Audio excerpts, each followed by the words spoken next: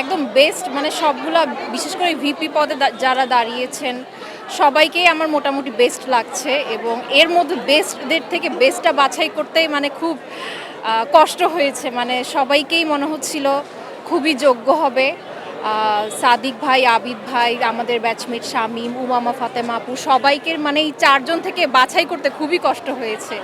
তো এটাই আশা আর কি যে যেই আসবে সবাই যেন ন্যায় প্রতিষ্ঠা করতে পারে প্রত্যেকটা স্টুডেন্ট। এই তো অ্যাকাউন্টেবিলিটি আছে কিনা বা ইন্টেনশনস কতটুকু পিওর, তারপর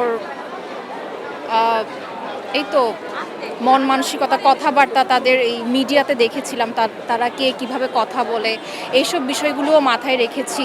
তাদের একাডেমিক লাইফ নিয়েও আমি একটু খোঁজ খবর নিয়েছি, তারা ইউনিভার্সিটিতে কেমন ছিল, টপার ছিল নাকি পিছন দিকে, কেমন সিনসিয়ার ছিল, এখানেও সিনসিয়ার থাকবে কিনা, অনেক কিছু বিবেচনা করে হিসাব নিকাশ করে ব্রেইন স্টর্মিং করে আসলে এগুলো চিন্তা করেছি। আমি এখনও এসে কোনো প্রবলেম ফেস করিনি, বরং খুবই গোছানো লাগছে এবং খুব ভালো লাগছে। মনে হচ্ছে একদম গণতন্ত্রের যে ভাইবটা মানে মনে হচ্ছে একদম ভোট দিলাম, খুবই মানে ফিলটা পাচ্ছি আর কি একদম।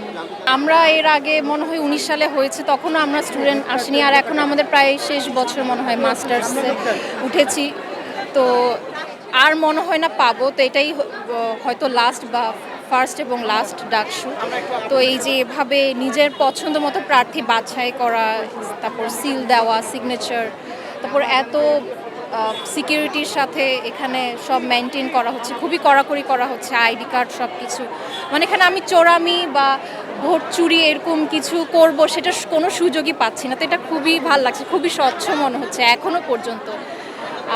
এরপর কি হবে আসলে সেটা নিয়ে খুব টেনশন লাগছে যে এরপর কি আসলে কোনো ঝামেলা হবে নাকি এখন যেরকম স্মুথ যাচ্ছে এভাবেই যাবে, এটা একটা চিন্তার বিষয়। বা আগামীকাল বা রেজাল্ট যখনই দিক, রেজাল্টের পর পরিস্থিতি কেমন হয় এটা নিয়ে আমরা খুবই চিন্তিত। বা আমাদের পছন্দের প্রার্থীরা আসবে কিনা, ঢাকা বিশ্ববিদ্যালয় ভবিষ্যৎকে টেক ওভার করছে 1 বছরের জন্য, এটা খুবই একটা চিন্তার বিষয় আমাদের কারোরই রাতে ঘুম হয়নি এটা ভেবে। খবরের কাগজ, নিখাদ, নির্ভীক, নিরপেক্ষ।